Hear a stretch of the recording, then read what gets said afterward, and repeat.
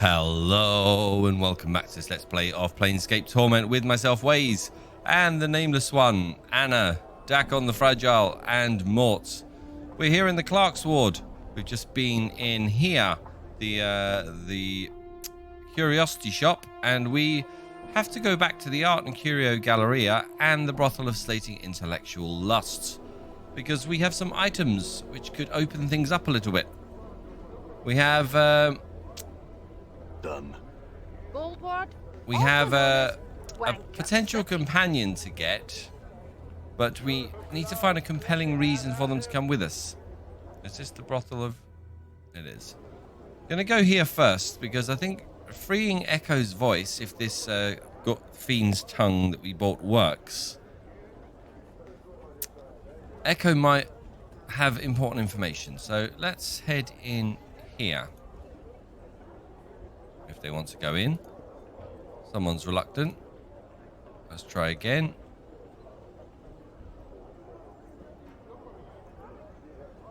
I don't know why they won't go in. There we go. Right. Ecco. Where is Ecco? I think Ecco... Something tells me Ecco is quite important. Now, was that... I think Ecco was early on, wasn't she? That's Juliet. Vivian. Nenny Nine Eyes. No one in there. All there. Ecco, where are you?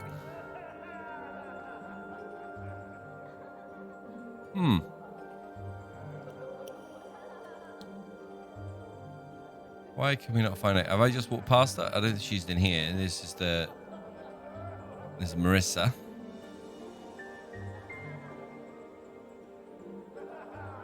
Okay, I've obviously walked straight past her, because this is Eve's and the foul-mouthed one. There's the Laura. There's Kamaski. Okay. Fall from Grace. Eve's is in here. Alright. Oh, there's Ecco. Right, Ecco, would you mind stopping for a minute? So we can talk to you. The striking young woman has skin the colour of burnished copper. A translucent white dress held precariously by golden clasps is draped carefully over her shapely form. Greetings again. The woman nods and smiles briefly. The scent of her hair, sweetly perfumed, fills your nostrils. Ecco, I have some questions. Is your name... Again, did you tell me your name was Ecco? Updated my journal. She nods, smiling pleasantly. Okay. May I ask why you can't communicate? She sighs softly and nods. Do you know the word that will undo the multiverse if it's spoken? Whoa, that's a question. Was your voice stolen? Updated my journal. Okay, she nods vigorously, clasping her hands together and smiling at you. Do you know of any way to get your voice back? She shakes her head, her face wrought with frustration. She suddenly looks at you pleadingly as if expecting an answer. Okay, Val, I swear I'll look for a way to return your voice. Ecco nods to you slowly, smiling at you with eyes full of gratitude. I'll look for something that would give you a voice, then farewell, Ecco. Updated my journal. Okay. Updated my journal. I confirm the silent prostitute's name is Ecco. It appears what Dolores told me of Ecco was correct. She cannot speak because her voice was stolen. I told Ecco that I would try to find something that would give her a voice again. Okay. Here we go. Ecco looks at you hopefully as you approach her, biting a lower lip. I've gotten this Fiend's tongue for you. She raises her eyebrow and gives you a skeptical look. I'm told that should you place it in your mouth, you'll regain the ability to communicate. She nods and takes the bottle from you. She gingerly picks out the severed tongue from the briny solution and, after staring at it for a moment in disgust, places it into her mouth. Suddenly, her eyes widen and there is a burst of reddish light from between her lips. Are you all right? Ecco opens her mouth, closes it, then opens it once more and speaks. I can speak again. Oh joy, that damned thee to the darkest pits, thou stench-ridden worm. Kneel before me in supplication, insect. Oh dear, what have I done? Yikes, yikes, says Mort. Ecco yelps and covers her mouth with both hands. Her eyes are wide in panic. Okay, it must be the fiend's tongue. Updated my journal. She slowly takes her hands away from her mouth, nodding. It seems I must devour thy frail shell and consign thy soul to the abyss for all eternity. Thou shalt serve in my battle thrall till the plains grind to a halt. Thou art mine, mine, mine.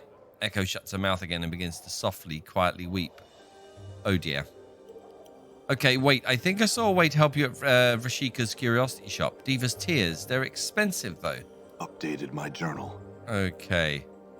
Ecco nods and produces a slip of paper from her clothes. It appears to be a promissory note in the amount of 1,000 commons, which the possessor can collect upon from the brothel.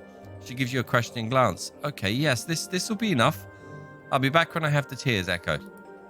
Okay. Everything else on hold. So we fixed Ecco's voice, but not totally. So let's head back down to the Galleria. That's it here, I think. Let's see. We're going to end up buying everything in this shop. I know Arakor in the comments said that this was important. And yes, starting to realize why now. Vrashika. I wanted to get...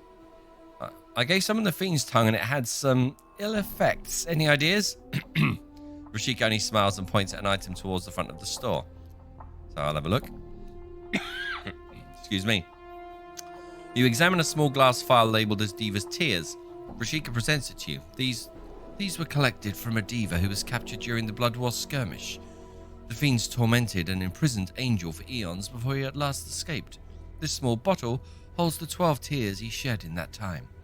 It is said that their touch will soothe the most savage anger, even that of the fiend's tongue. Vrashika smiles cruelly. Their price is but 999 copper commons. Ecco seems to have a fair idea of the price. That was lucky. Okay, I've got this 1,000 common promissory note from the brothel. Vrashika frowns slightly, examining the note. Well, I suppose I can have Standish fetch it later. Very well, here you are. She hands you the item. Please enjoy your newest acquisition. Okay, farewell. Back to Ecco. Done. We are making some progress. Can't determine what this odd device is. Huh, never even noticed it before. Really need to pay more attention. Here we go. Bit of a frog in the throat this morning. There's Ecco. Okay, let's go back to Ecco. Ecco nods as you approach her, a hopeful look in her eyes. I brought you these Diva's Tears. They should soothe the tongue's cursing. Updated my journal. 30,000 experience. Lovely. She nods, smiling, and takes the vial from you. Ecco places a few of the sparkling blue drops onto her tongue. I believe the tears are working. Yes, they are. I can speak in my own voice once more. Oh, how I thank you. Ecco squeezes your hand and bows her head gratefully, her eyes welling with tears of joy. It was my pleasure to help. Farewell, Ecco. Except not farewell. I want to talk to you now. Just now that you can speak, would you mind answering some questions? She nods. Okay, so what are you doing here? I'm a student here, as are all the prostitutes. We seek to better learn the art of language in order to stimulate the minds, to heighten our awareness of ourselves and others, and to create new ways of experiencing another person. She pauses, lost in thought. Okay, go on. Well, I've been without the ability to speak for so long. Most patrons came to me seeking someone to listen, someone attentive and capable of understanding them, that they could speak to, free of interruption and the like. Now that I can speak once more, I wonder if the time has come for me to move on, leave the brothel, and become a sensate. Okay, let's see if she tells me anything different about a sensate. A member of the Society of Sensation. Ask Fall from Grace or someone at the Civic Festival, if you would know more of them. Okay, no, I just wondered if you knew anything different. Ecco. Okay, what can you tell me about this place? The brothel is a school of sorts where young women, the prostitutes, she gives a wry smile, study the art of language and its subtleties, as our Mistress Grace might say, generally en route to becoming sensates. The brothel runs on the donations of its many patrons who come here seeking something more than base physical pleasure in the company of a woman. Okay. Now, the last one here. Do you know anything about Ravel Puzzlewell? Ecco nods and knows a voice. In fact, I do. Not only does she exist, she has children. Oh, this is big. She what? Updated my journal. One of them is here, at times, Kasai Ceres. She is a child of Ravel's, though she is loath to accept the fact. Who could blame her? She pauses for a moment, thinking. I have never gotten her to admit it, though I am sure it is true. Okay. Kasai Ceres. Well, Ecco, that has been most useful. Let us find Kasai Ceres, but where is she? That name is not ringing a bell. Okay, quick check in here. Now, you have to go around the whole place. That's Juliet's. There was no one in here. No one in here. Mort, where are you going? You keep an eye on you, especially in this place. Going around hassling the residents. Okay, we're going to have to go downstairs. Kasai Ceres. We might have to speak to someone. No one in here. This is Delora. This is Kamaski. Yeah. There's Ecco with her voice. That's Eve's. Oh, there's... Walked all the way around and she was right there. Kasai Ceres smiles warmly as you draw near, pushing a wavy lock of hair from her bright crimson eyes. Well, greetings once again. Something I can do for you, It depends. What sort of things do you do? Talk, of course, usually about dreams. Often those erotic in nature, but not always. Kasai winks at you, smiling. So, would you like to tell me yours? Don't be shy, I've heard everything you know. Nothing will shock or surprise me, and I so love to hear people's dreams. We can trade if you'd like to. But you must go first. My dreams were recently revised when I saw you.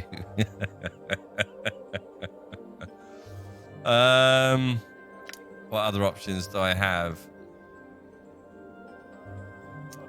I'm going to say I don't have dreams, actually. Kasai arches her eyebrow in surprise. Truly? How sad. Even fiends and divas dreams, you know. Are you certain you don't? Quite certain. No dreams at all. Too peculiar. I'm at a loss as what to say. Okay, well, I have some more questions if that'd help. Kasai blinks her crimson eyes at you, awaiting your question. If you don't mind me asking, what are you? Kasai shakes her head. What? Can't you tell? She draws herself up, thrusting her ample bosom towards you. A woman. She raises an eyebrow. I can see my answer doesn't please you. I'm plain touched, actually, like your friend here. Kasai indicates Anna. That's all you need to know. All right, let's cut to the chase here.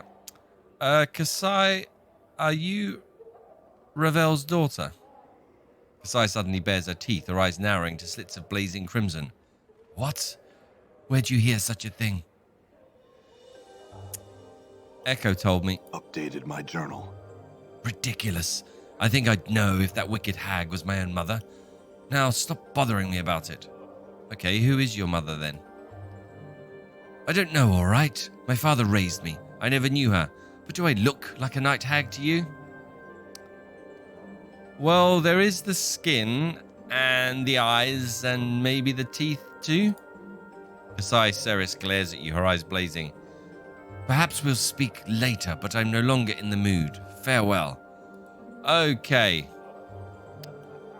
Let's speak to Fall from Grace. See if she knows anything about Kasai Ceres. How may I help you? Fall from Grace turns to you as you approach to smile slightly. How may I help you? Okay, just some questions. The wings on your back. What I think I've asked for all this. I came here looking for help. Perhaps you can help me? Help? What kind of help are you looking for? Okay, I seem to have lost my memories. In so doing, I've lost myself. You've been stricken with amnesia? Fall from Grace looks pained. How terrible. Do you have any idea how it happened? Okay, this isn't...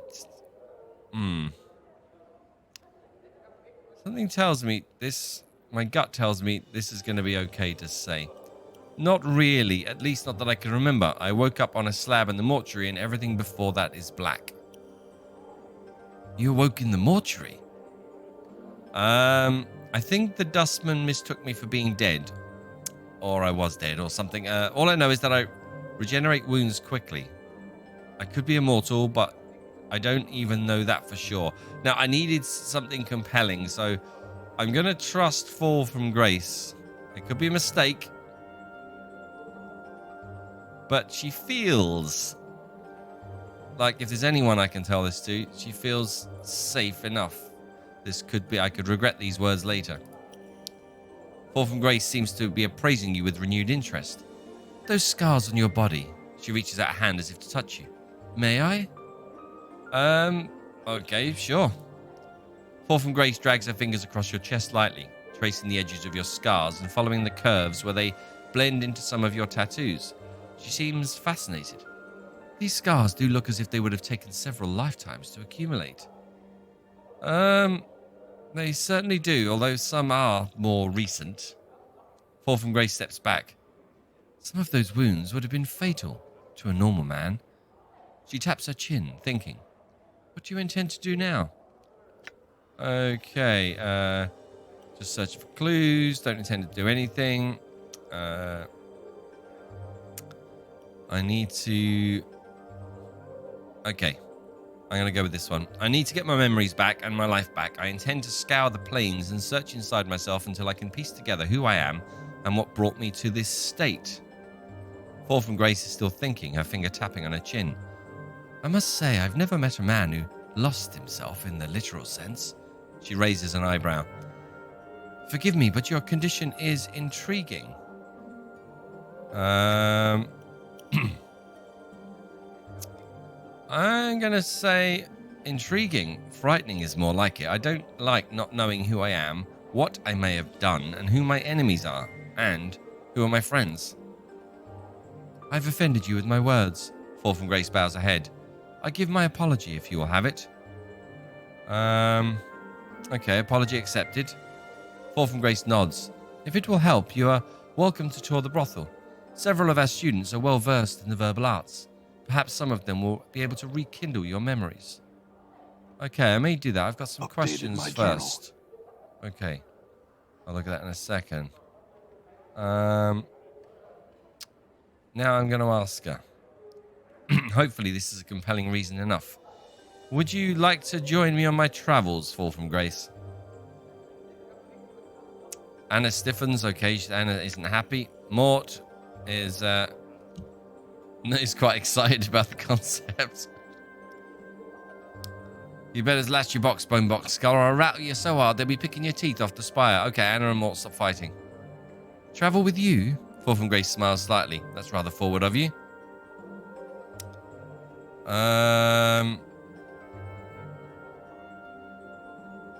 Okay. Well, had all these. I'm going to say, then you have my... No, then I withdraw the request. Can I ask you some questions instead? Have you ever heard of a night hag named Ravel? Okay, I'm familiar with the name. Fall from Grace pauses and thinks for a moment.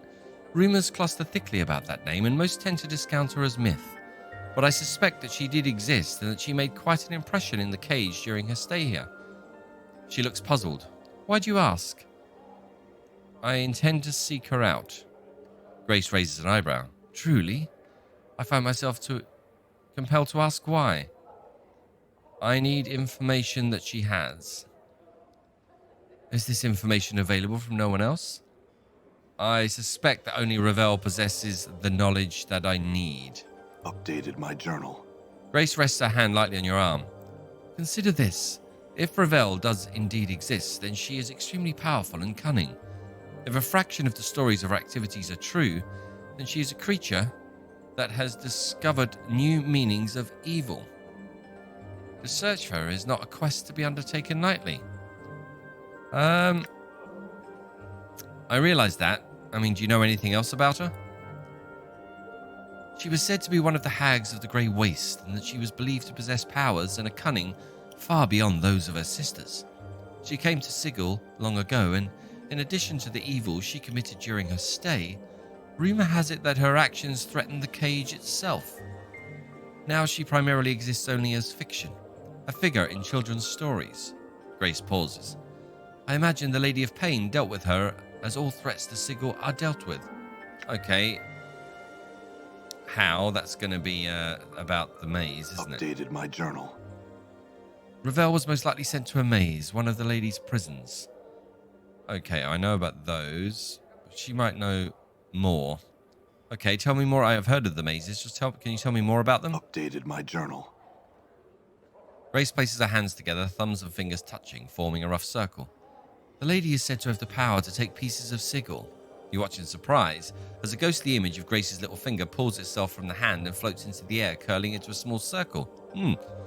And makes a maze. Okay. Go on. The small ghostly circle floats in the air, then begins slowly rotating. The piece of Sigil she takes holds the prisoner, and there is no escaping being mazed. It can happen at any time, while walking down the street, through a door. She claps her hands. And then you are somewhere else. Inside the ghostly circle, you can suddenly see a flicker of movement, like someone walking inside. Okay, I see. Can you tell me more about this plane that Ravel is from, the Grey Waste? A blighted plane that lies effectively between Bator and the Abyss. It is frequently a battleground in the Blood War. Okay. So do you know what happened to Ravel? Ravel was most likely sent to a maze, one of the ladies' prisons. Okay, let's go back through here. Is there anyone else who might know about her? Someone in the fest hall may know more of her. Okay, doesn't really give me much. Can I ask you some other questions?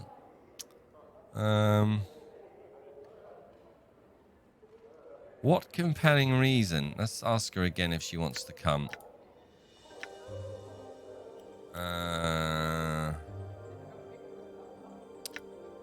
Then you have my apologies. I must take my leave. Okay. Nothing there. Lots more information. No one has leveled up. Everyone's health is looking half decent. Let's head back to the Galleria.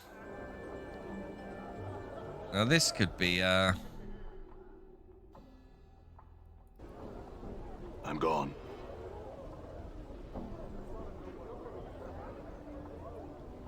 this could be a mistake. But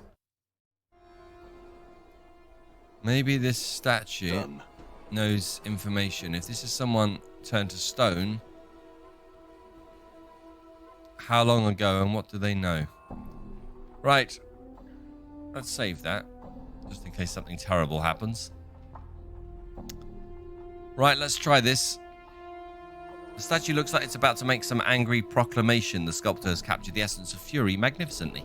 The chiseled tension lines around the neck and forehead alone must have taken many long months to get correct. Fine cracks run over the entire statue, and there is a plaque attached to its base. Okay. Let's do this. Apply the Gorgon salve to the statue. You smear the foul-smelling ointment over the statue. There is a strange shimmering around the statue, and you watch as the statue takes an intake of breath, and the eyes of Gangroig Haydn fill with blazing, vengeful madness. Let's keep our frame. Greetings. Before you can do a thing, a blazing torrent of words flies from the sorcerer's lips. As he speaks, you feel an agonizing sensation, like a sudden wave of raging heat pour over you and settle into your skin like a blistering wound. Blindness strikes you as your eyes burst, running from their sockets like shattered eggs. Ugh! You hear someone screaming and realize it's you. Okay, let's wait for the horror to end. This is all in my mind, I'm guessing. The last things you hear, even over your own cries, is Mort shouting. New taunts, all right. By the lady's bladed teats, what a... Everything suddenly falls silent as the last of your senses flicker and fade away to nothing. Okay, die horribly, a victim of Gangroid Hayden's awful curse. Another trip to the mortuary.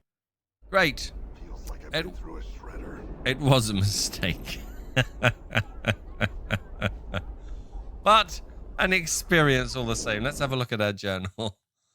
What else have we got here? Okay, I need to find a way to prove to Kesai Saris that she's Ravel's daughter. Okay, so after that conversation with Fall from Grace, she suggested I speak to others. So maybe I need to go back to the brothel and see if anyone can help me, because that may have triggered something new. Fall from Grace warned me about Ravel. Even a few of the stories are true. Okay, then she's one of the most evil persons to walk the plains. Okay, she's from the Grey Waste.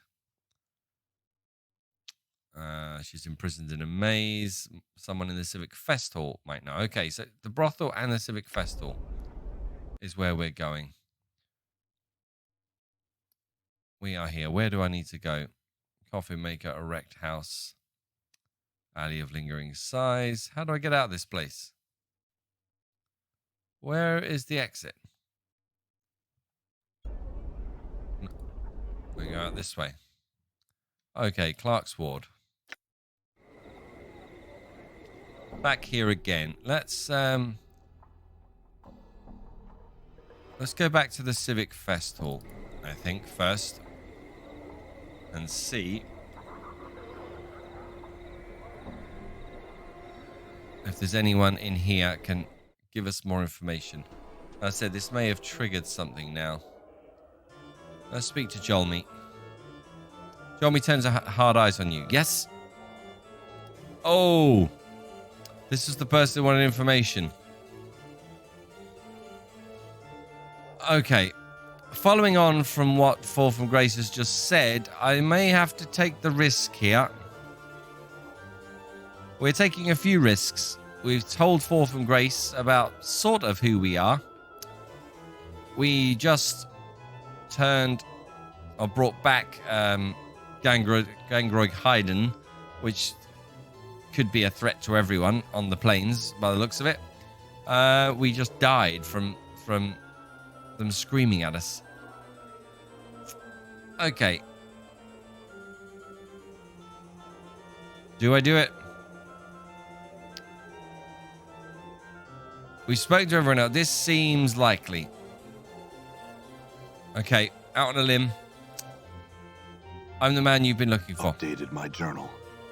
I'm pleased to meet you then. She gives a slight bow. I would make you a somewhat unusual proposal, though you must admit you are an unusual man. I will give you 1,000 copper commons for your permission to kill you. Are you open to discussion on the matter? But why? Jomi doesn't bat an eyelash.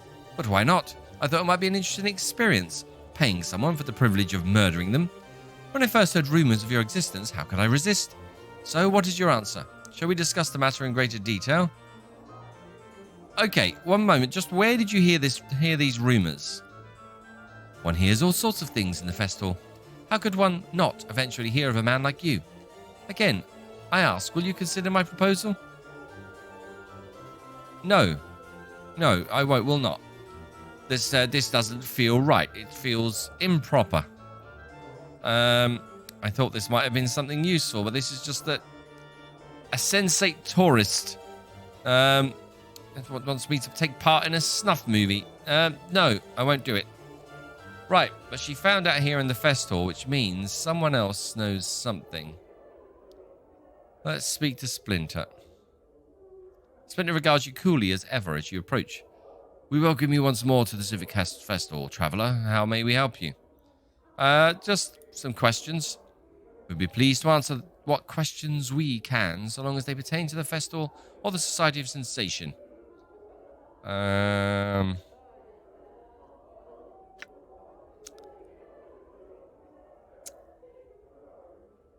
This one. There was someone I was looking for here. Who was it you were seeking? Is there anyone here who might know about Ravel Puzzlewell? Splinter closes his eyes and thinks briefly. We would recommend that you speak to a wizard by the name of Quell about Ravel. Quell is always somewhere in the Festal, most often in the private sensorium. Okay, would you take me there, please? Right. Let's go and speak to Quell. All right. There's Quell. Almost instinctively we knew where he was. Let's speak to Quell. This older man is chewing on something, muttering softly to himself. After a moment, there is a crack as he crunches down on the object in his mouth, then swallows it. His bushy, brassy, white eyebrows furrow for a moment, rise, and then furrow again. Greetings.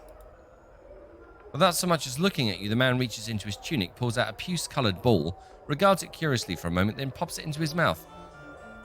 What the hell is he eating? I said, greetings? The man frowns and waves you away, then nods to himself thoughtfully as he savours the flavour of whatever he's put into his mouth. Okay, this is very, very frustrating. Sorry, I've got some questions. The man smirks, bites his thumb at you, then abruptly pauses. His cheeks swell and, with a violent gag, he spits up a large black fly which begins to buzz around the chamber. Minosaurian's candies will be damned, he cries, shaking his fist at the insect. He whirls on you. What? I was told that you have information about Ravel Puzzlewell. He pops a small red candy into his mouth. Do you always traipse about molesting puissant mages with your ignorant prattle? Babbling, blathering, chittering, chattering? The candy shoots from his mouth on chattering, flying in a high arc to land on the floor with a wet plip. He stares at it sadly. I'm sorry about your candy. It was so tasty too, he mews. He suddenly looks up, snarling. Sorry? As you should be, you piking dung beetle. Mages deserve respect. Bashers like you should know their proper place. He begins to jump up and down. Proper place! Proper place! Okay. Snatch up the mage's candy and eat it. That's rather disgusting, I have to say.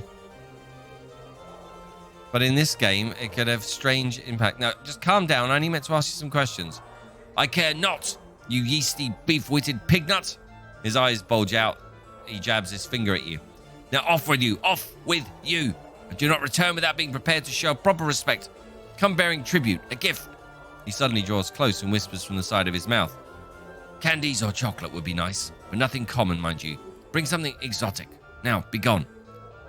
Okay. Well, I think I know where we're heading. My journal. I think I know where we're heading. The Shop of Curiosities. Let's see if there is anything in there. Here we go. Let's see if she has any exotic candy. If not in here, then who knows where we may find it. Rashika, I have a feeling we'll be seeing more of you. Here to buy something? Yes, I am. The exotic items. Okay, metallic cube. Monster jug. Front of the store. Chocolate. There we go. The chocolate quasit.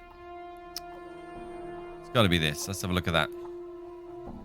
You examine a twisted little imp-like creature sculpted out of pure milk chocolate.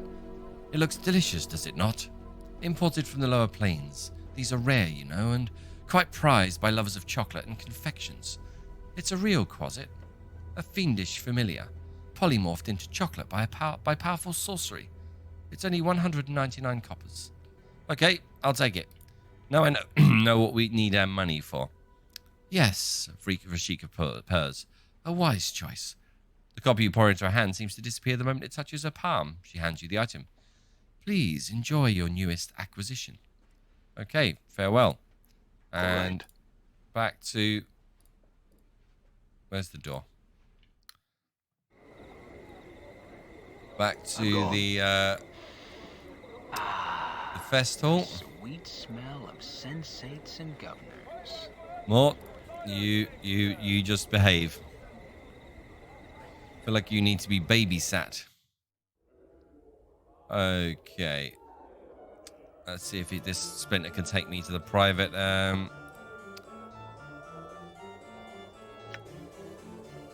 Let's ask him this way again. Take me to the private sensorium.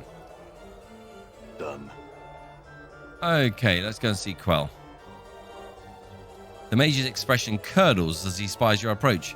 Unbelievable! You chose to curse me with a detestable presence once more, you ill-conceived, reeky sod. He pauses his haranguing to eat a small peppermint. I pray you've learned yourself some manners. I've brought you some imported chocolate as a gift. Oh? His demeanor changes in an instant. Oh, very kind of you. Very gentlemanly. May I see? Okay, we'll show it to him. 8,000 experience for delivering chocolate. He takes it from your hands. Oh, quite rare these are, and most delectable. He bites off a large piece and tucks what's left into his tunic. Okay, now, I have some questions. He frowns at you, licking the last of the chocolate off his fingers. Who told you to bother me with inane questions? He stares at you accusingly. Come on now, what is it that you wish to bother me with, or be gone? He fishes a malt ball from his sleeve and eats it.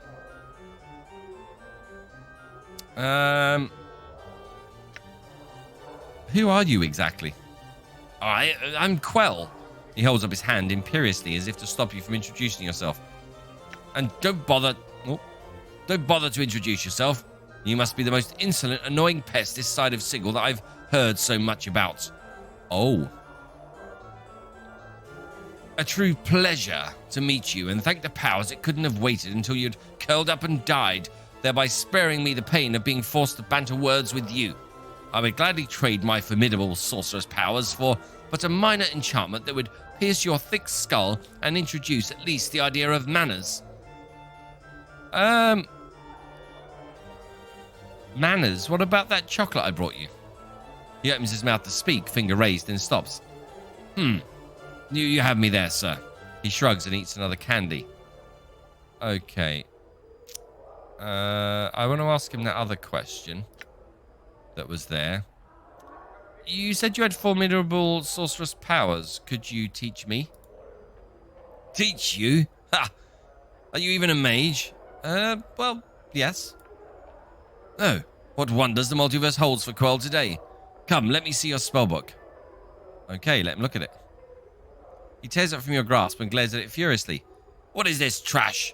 I'll tell you, dung, dung, dung, dung. How you even pluck the spells from these stained pages?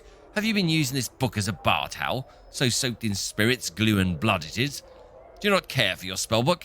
How can I teach someone who does not respect the art? It holds my spells. Its appearance is unimportant. Ridiculous, preposterous, a most laughable notion, if I ever heard one. Whoever taught you the art? Actually, it was a midwife in Ragpicker's Square called Mebeth. Then shame be their name to be spreading such ineffable twaddle. And look at these spells. What is this adult crap that they have been spilling out? Sullying magics with hoodoo names and mumbo-jumbo wash. Trivial, tiny, flickering candle-like magics with grandiose names. Okay, he's not going to teach me anything. That's art. Okay, so just help me out. Why does the appearance matter so much? Your spellbook's appearance should reflect your respect for the power it holds. That trashy little book of yours is suitable for only the basest of words.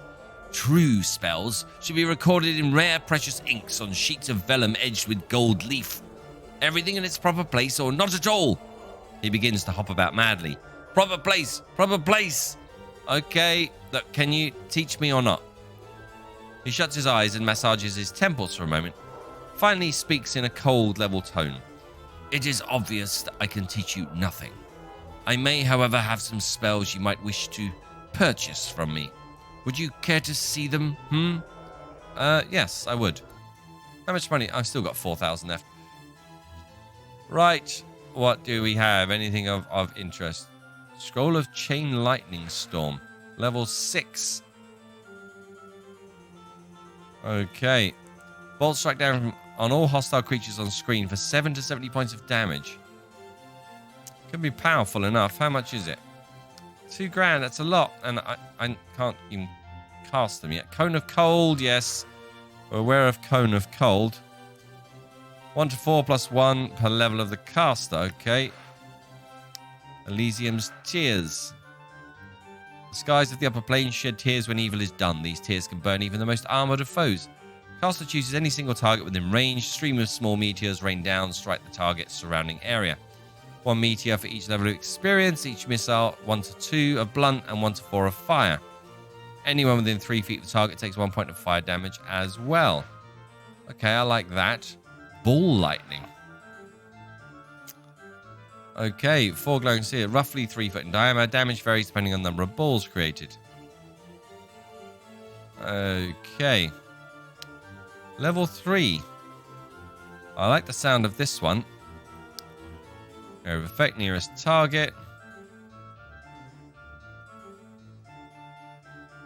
Okay, so it seems to be random. It doesn't say it's level based. Scroll of blur. I already have blur. Luck, blindness, magic missile, identity armor. Okay, there's a few there that I like. I like the sound of these 3. It's expensive, but that's most of my money. All 3 might be extravagant. Actually, it's 4. Can we come back to this guy later and buy spells? Well, we probably can. Right, leave that one. That's 3 grand. That's still a lot. I'm going to go with Ball Lightning and Cone of Cold. Let's buy those. Okay. Down to just 2,000. Suddenly don't feel so rich. Okay, let's carry on asking him questions. What we actually came to him for. Okay, what can you tell me about Ravel Puzzlewell? And we'll ask him that question at the start of the next episode. Thank you all for watching. I do hope you're well, and until next time, take care.